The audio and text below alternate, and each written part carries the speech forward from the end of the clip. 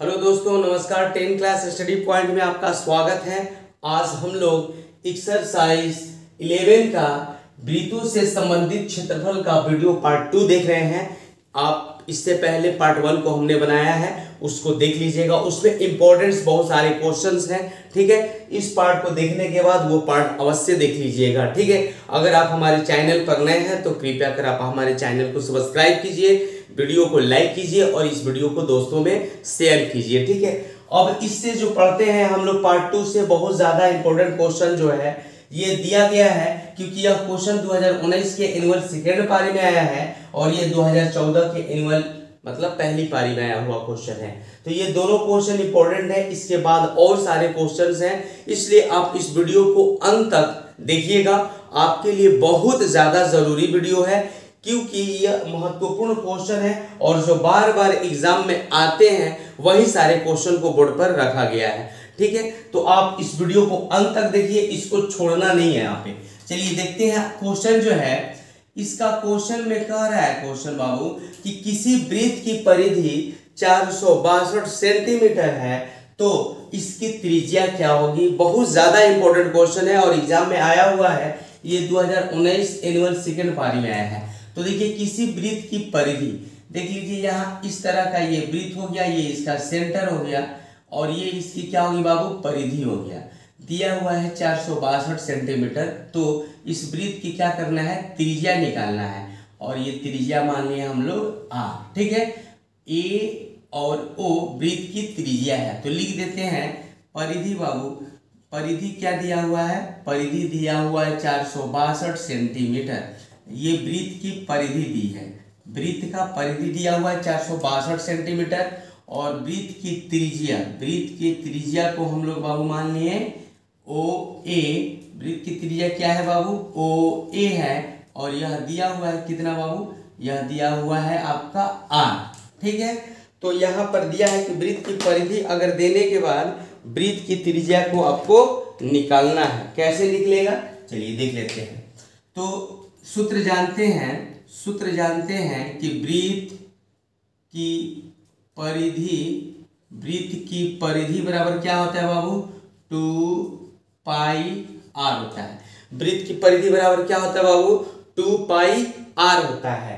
तो यहाँ से वृत्त की परिधि का हम लोग रखेंगे कितना बाबू, रखेंगे 462, क्योंकि वृत्त की परिधि 462 सेंटीमीटर दिया है, 2 का 2 दिया है। पाई के जगह पर हम लोग रख लेंगे आपका मान कितना, पाई का मान होता है 22/7 और आर का मान कितना बाबू, आर का नहीं है तो आर का आर रख लेते हैं।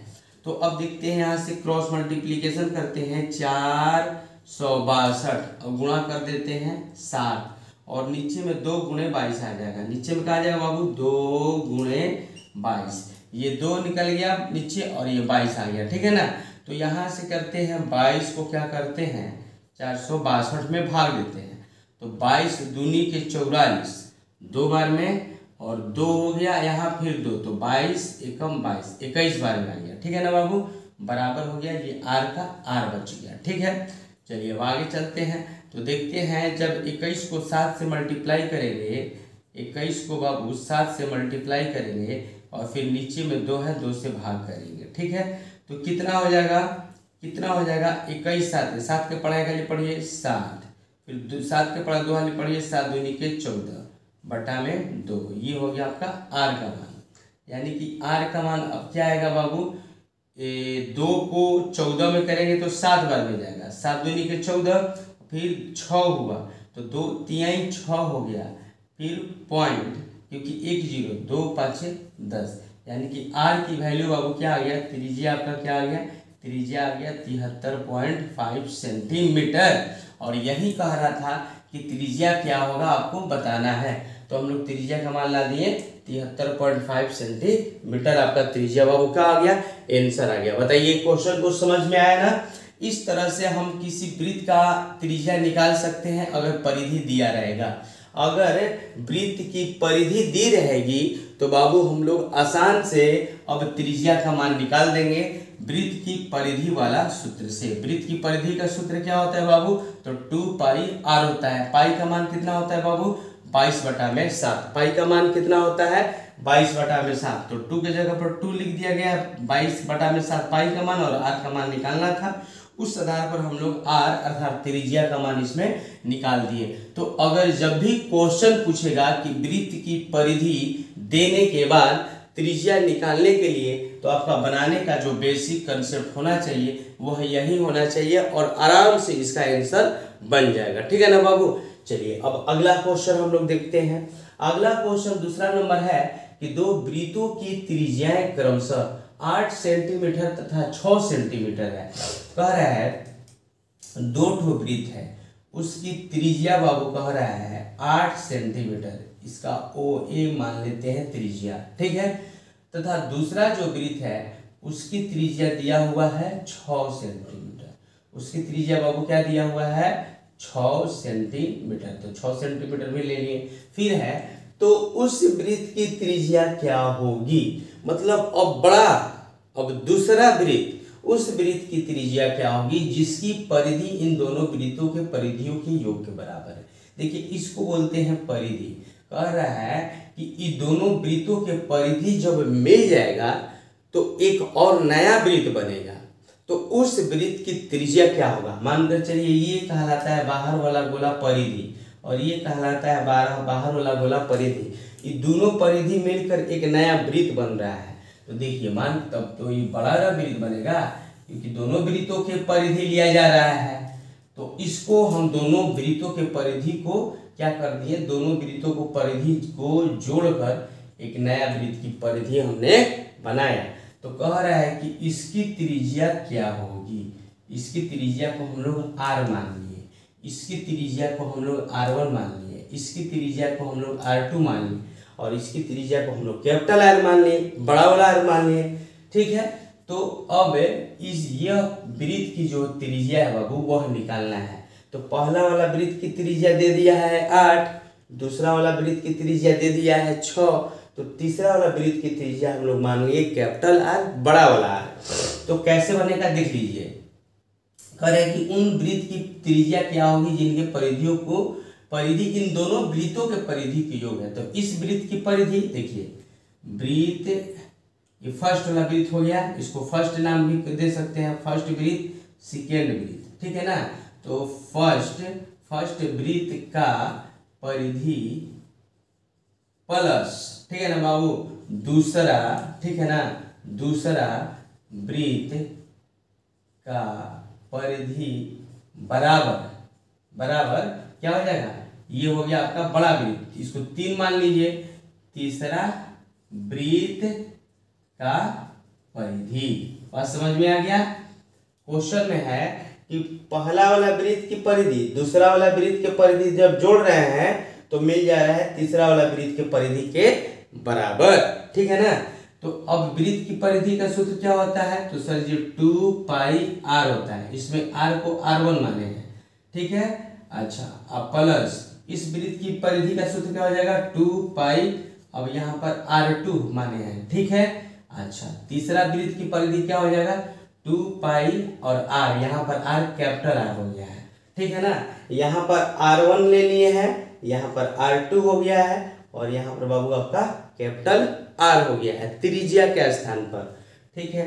अब आगे चलते हैं। देखिए 2π है और इसमें भी 2π है, तो 2π को कर देंगे कॉमन, तो हो जाएगा r1 प्लस क्या हो जाएगा बाबू r2 और बराबर 2πr हो गया। तो अब बताइए 2 का 2 पाई के मान को पाई छोड़ देते हैं, और r1 के जगह पर बाबू क्या है देख लीजिए, r1 के जगह पर त्रिज्या 8 है, तो 8 कर दिए, और r2 के जगह पर त्रिज्या क्या है बाबू 6 है, 6 कर दिए, ठीक है, बराबर 2πr। देखिए ये 2π से 2π खत्म हो गया। तो बताइए 8 और 6 बाबू कितना हो जाएगा 14, तो कैपिटल R, यानी कि बड़ा वाला जो त्रिज्या बाबू आ गया, क्या आ गया 6 8 14 आ गया। यानी कि इस वृत्त की त्रिज्या हमको कितना मिल गया बाबू 14 मिल गया। कितना मिल गया 14। तो लिख सकते हैं बड़े वृत्त की त्रिज्या, है ना, बड़े वृत्त की त्रिज्या यानी कैपिटल बराबर बाबू क्या 14 सेंटीमीटर, यही क्या हो जाएगा आंसर हो जाएगा। बताइए कोई दिक्कत नहीं ना हुआ। इसमें क्वेश्चन क्या कह रहा था कि दो वृत्त दिया हुआ था और दोनों वृत्त का जो त्रिज्या है दिया हुआ था, ठीक है। पहला वृत्त की त्रिज्या 8 दिया था, दूसरा वृत्त की त्रिज्या 6 दिया था। अब बोल रहा था कि दोनों वृत्त के परिधि जब आपस में ये सर्किल जब आपस में जुटते हैं तो एक नया सर्किल, उतना ही वाला सर्किल बराबर एक नया वृत्त बनता है, और बताना है कि इस नए वाले वृत्त की त्रिज्या क्या होगी। तो बस सिंपल क्या काम किया गया है, इस वृत्त की परिधि इस वृत्त की परिधि को जोड़कर एक नया वृत्त की परिधि बना दिया गया है, जो तीसरा वृत्त हो गया। तो अब इस वृत्त की परिधि के सूत्र जानते हैं 2πr, इस वृत्त की परिधि के सूत्र जानते हैं 2πr। तो 2πr1 मान लिए है 8 और r2 हो गया है 6। उसी तरह से दोनों में से 2π कॉमन निकालकर इस वृत्त की परिधि का सूत्र 2πr ले लिया गया है। 2π से 2π कट गया है और 8 और 6 जो जोड़ने के बाद 14 जो बचा है, यही वृत्त के बड़े वाले वृत्त की परिधि मिल गई है, ठीक है ना। चलिए अब अगला क्वेश्चन को देखते हैं। अगला क्वेश्चन नंबर 3 बहुत ज़्यादा इंपॉर्टेंट क्वेश्चन है, क्योंकि यह आया हुआ है 2013 के एनुअल में। चौथा क्वेश्चन भी वही उसी तरह से बहुत ज़्यादा इंपॉर्टेंट है, क्योंकि 2015 के एनुअल एग्जाम में आया है। और पांचवा क्वेश्चन भी उसी तरह से ज़्यादा इंपॉर्टेंट है, क्योंकि यह 2015 के ये भी एनुअल में आया हुआ है। तो ये सारे क्वेश्चन को आप लोग को ईमानदारी से देखना है और जानना है, सीखना है। चलिए देखते हैं। दो वृत्तों की त्रिज्याएं, दो वृत्तों की बाबू त्रिज्या दिया हुआ है 19 सेंटीमीटर और 9 सेंटीमीटर है। तो उस वृत्त की त्रिज्या क्या होगी जिसकी परिधि इन दोनों वृत्तों की परिधियों के योग के बराबर होगी। दम जस्ट इससे पहले जो क्वेश्चन बना है उसी के तरह है, ठीक है ना। तो देखते हैं, दो वृत्त पहले बनाते हैं, एक थोड़ा बड़ा बनाएंगे क्योंकि इसकी जो त्रिज्या है बाबू 19 सेंटीमीटर है। तो उसी तरह केंद्र O और A ले लिए, इसकी त्रिज्या r1 मान लिए। फिर एक वृत्त बनाएंगे जिसकी त्रिज्या बाबू क्या है 9 है, ठीक है। तो इस वृत्त की त्रिज्या हम लोग बना लिए 9 और इसको त्रिज्या r2 ले लिए, ठीक है। तो कह रहा है उस वृत्त की त्रिज्या क्या होगी जिसकी परिधि इन दोनों वृत्तों के परिधि के योग के बराबर है। यानी कि इस वृत्त की परिधि बाबू और इस वृत्त की परिधि को जब आपस में जोड़ते हैं तो एक नया वृत्त की परिधि तैयार हो जाती है। तो इसको हम ले लेते हैं O और C त्रिज्या, और इसको फिर उसी तरह से कैपिटल R त्रिज्या को मान ले रहे हैं, ठीक है ना बाबू। तो अब आपको बताना है बाबू कि बड़ा वाले वृत्त की त्रिज्या जो होगी वह क्या होगी। तो देखिए सबसे पहले करते क्या है, उसी तरह से इन दोनों वृत्त की परिधियों को जोड़ देंगे। ऐसे तो आप जान गए हैं कि इसकी त्रिज्या जो है बाबू, इसकी त्रिज्या पहले वाले वृत्त की त्रिज्या r1 बराबर 19 है और इस वृत्त की त्रिज्या r2 बराबर 9 सेंटीमीटर है, ठीक है ना। और इसकी त्रिज्या आपको क्या करना है बाबू, कैपिटल R को निकालना है। तो हम लोग इस वृत्त की त्रिज्या को करेंगे तो 2πr1 और इसको करेंगे तो बाबू 2πr2, ठीक है ना, 2πr2, ठीक है, बराबर क्या हो जाएगा इस बड़े वाले वृत्त की त्रिज्या 2πr। बताइए कोई दिक्कत नहीं है, समझ में बात आ रहा है। तो उसी तरह से ये दोनों वृत्तों की परिधि को जब जोड़ेंगे तो इस बड़ा वाला वृत्त की परिधि तैयार हो गया है। इसीलिए 2πr1 और 2πr2 को जब जोड़ दिए तो 2πr मिल गया, ठीक है। तो अब इस दोनों में से 2π को कॉमन कर लेंगे तो 2π यहाँ से और यहाँ से बाहर निकल जाएगा, अंदर क्या बचेगा r1 प्लस r2 बराबर 2πr। देखिए 2π से 2π खत्म हो गया है ना, तो क्या बचेगा r1 और r1 की जगह पर क्या है बाबू 19 है और यहाँ r2 की जगह पर क्या है 9 है। तो अब इसको जोड़ दिया जाएगा तो बचेगा r, ठीक है। तो अब बताइए 19 और 9 को अगर आप जोड़ते हैं तो कितना मिलेगा, 19 और 9 को जोड़ते हैं तो बाबू हो जाएगा ये आपका 28 हो जाएगा। यानी कि बड़ा वाला वृत्त का त्रिज्या जो हमने प्राप्त कर लिया, कितना प्राप्त कर लिया 28 प्राप्त कर लिया। और यही पूछ रहा था कि बड़ा वाला वृत्त का त्रिज्या क्या होगा। तो बड़ा वाला वृत्त का त्रिज्या हम लोग प्राप्त किए बाबू, त्रिज्या बराबर 28 सेंटीमीटर आंसर। बताइए, कोई दिक्कत नहीं, वतन कंसेप्ट हल्का है, कोई दिक्कत नहीं है। और इस तरह का क्वेश्चन बार बार एग्जाम में आते रहता है, इसलिए आपको इस तरह के क्वेश्चन को 2 बार 3 बार प्रैक्टिस कर कर ही जाना है, क्योंकि ये क्वेश्चन आने ही वाला है। अब अगला क्वेश्चन देखते हैं, क्वेश्चन नंबर 4। यदि अर्धवृत्त का व्यास 14 सेंटीमीटर है तो अर्धवृत्त की परिधि क्या होगी? बहुत ज्यादा इंपॉर्टेंट क्वेश्चन कह रहा है। देख लीजिए, ये बनाते हैं, 4 को हल करते हैं। देखिए, एक क्या करते हैं, अर्धवृत्त बनाते हैं। देखिए, ये अर्धवृत्त हो गया, इस अर्धवृत्त का ये व्यास हो गया। पूरा वृत्त कैसे बनता है? पूरा वृत्त ऐसे कर देंगे तो पूरा वृत्त बन गया, लेकिन यहाँ पर अर्धवृत्त का कहा जा रहा है काम करने के लिए, तो हम लोग आधा वृत्त बनाएंगे। तो आधा वृत्त बना दिए। यहाँ पर कह रहा है क्वेश्चन कि अर्धवृत्त का व्यास 14 सेंटीमीटर रहता है, इसको व्यास कहते हैं। ये 14 सेंटीमीटर हो गया, व्यास का नाम दे देते हैं AB व्यास है। इसका जो है आपकी लंबाई कितना है व्यास का? 14 सेंटीमीटर है। तो अर्धवृत्त का परिधि बताना है। परिधि किसको कहते हैं? परिधि से जिसका निर्माण हुआ है, जिस आकृति का पूरा निर्माण हुआ है, वो सब परिधि कहलाता है। यानी कि यहाँ से गया ऐसे और प्लस यहाँ से गया ऐसे, ये सब बताना है जोड़कर कि कितना सेंटीमीटर हुआ। ठीक है ना? तो इसकी परिधि आपको बताना है। तो परिधि कैसे मालूम चलेगा बाबू? परिधि मालूम करने के लिए सिंपल उपाय है कि इस पूरे वृत्त की पहले हम लोग परिधि निकाल लेंगे, उसके बाद आधा कर देंगे और उसके बाद व्यास जोड़ देंगे, पूरा इस अर्धवृत्त की परिधि मालूम चल जाएगा। तो पहले क्या काम करते हैं, वृत्त की परिधि निकालते हैं। वृत्त की परिधि या वृत्त की परिधि निकालिए, अच्छा है अर्धवृत्त की परिधि निकालिए। अगर अर्धवृत्त की परिधि निकालेंगे तो यहाँ अर्ध लिख देंगे। अर्धवृत्त की परिधि बराबर क्या होता है बाबू? 2πr बटा में 2 प्लस क्या करेंगे, इस व्यास को जोड़ देंगे। अभी ये 2πr बटा में 2 से क्या निकला?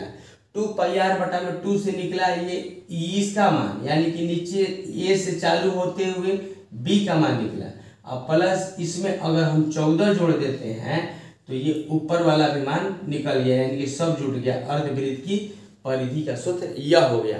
अर्धवृत्त के परिधि का सूत्र हो जाएगा 2πr बटा में 2 प्लस व्यास। यहाँ पर लिख देते हैं प्लस व्यास। ठीक है ना बाबू? प्लस क्या हो गया? व्यास हो गया। तो बताइए, 2 का 2 हो गया, पाई का अगर हम मान रखते हैं तो पाई का मान होता है 22 बटा में 7।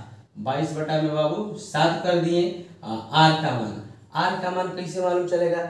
जब व्यास दिया है 14, जब बाबू व्यास दिया है 14 तो त्रिज्या कितना हो जाएगा? त्रिज्या होता है व्यास का आधा, यानी कि त्रिज्या बाबू कितना हो जाएगा आपका? 7 हो जाएगा। तो यहाँ पर आर यानी कि त्रिज्या, और त्रिज्या की जगह पर क्या रख देंगे? 7 रख देंगे। अब प्लस हो गया बाबू कितना? प्लस आपका हो जाएगा व्यास, और व्यास कितना है? तो 14 है। बताइए, कोई दिक्कत नहीं है। तो उसी तरह से हम लोग 2 के जगह पर 2 और पाई का मान रख दिए 22 बटा में 7 और गुणे आर का मान कर दिए 7 और नीचे में 2 है तो बाबू लिख लेंगे नीचे में 2। ठीक है ना?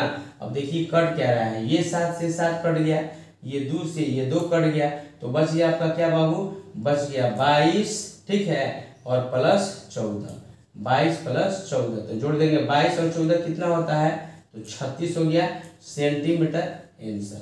यही आपका क्या हो जाएगा? यही आपका अर्धवृत्त की परिधि हो जाएगा। क्या हो जाएगा बाबू? अर्धवृत्त की परिधि। अर्धवृत्त की परिधि हम लोग कितना निकाल लिए? तो 36 सेंटीमीटर आंसर निकाल लिए। ठीक है ना? क्लियर? कोई दिक्कत नहीं है। तो अगर आपसे कोई कहेगा कि दिया हुआ रहेगा व्यास, चाहे दिया हुआ रहेगा त्रिज्या और अर्धवृत्त की परिधि पूछेगा, बस वही काम करना है, कुछ नहीं करना है। अगर आपसे कहेगा अर्धवृत्त की परिधि निकालिए, तो अर्धवृत्त की परिधि का सूत्र होता है 2πr बटा में 2। अगर व्यास कहेगा तो प्लस व्यास कर देना है। ठीक है, तो व्यास करके इसका पूरा अर्धवृत्त का परिधि हम लोग जो होता है निकाल लेंगे इस सूत्र से। ठीक है ना? चलिए अब अगला क्वेश्चन है पांचवा नंबर कि दो वृत्तों की परिधि 2:3 के अनुपात में है तो उनकी त्रिज्या का अनुपात क्या होगा। बहुत हल्का है, कुछ करना नहीं है, कुछ नहीं करना है। 5 का हल बस देखिए कैसे निकलेगा। दो वृत्तों की परिधि दिया हुआ है 2:3, ठीक है, तो निकालना क्या है, त्रिज्या निकालना है। तो देखिए दो वृत्त के परिधि दिया हुआ है तो लिखेंगे दो वृत्तों की परिधि बराबर क्या हो जाएगा, हमको निकालने के लिए देखिए एक वृत्त ऊपर हो गया, एक वृत्त की परिधि बटा में दूसरा वृत्त की परिधि दे दिया है। दोनों वृत्त की परिधि 2/3 या 2:3, ठीक है ना।